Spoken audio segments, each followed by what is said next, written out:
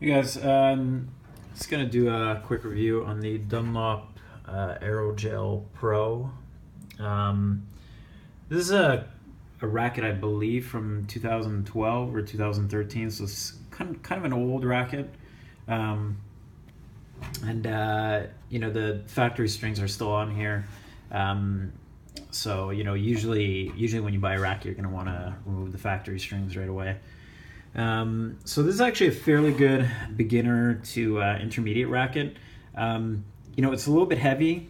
I believe it's about 140 or 145 grams, and the balance is a little bit head heavy, which really isn't good for as you progress in squash. You want to do a lot more flicks and do a lot more stuff with your wrist. That really won't work well, especially not with quick reaction shots or whatnot.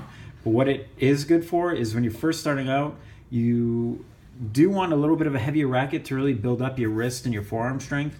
That's really the most important muscles when you're playing squash. That and your shoulder. But really the wrist and the forearm are going to develop quite a bit quicker with a heavier racket, especially at the beginning, than if you were using a lighter racket. Also, these heavier rackets are usually more durable. They're made from more solid materials, so especially at the very beginning when you're banging the racket on the walls, the back glass, the side walls a lot more. You do want a durable racket, so the heavier ones generally work well. All right, so not the best racket in general, not the best racket if you're a more advanced player, but fairly affordable and a good option if you're beginner intermediate.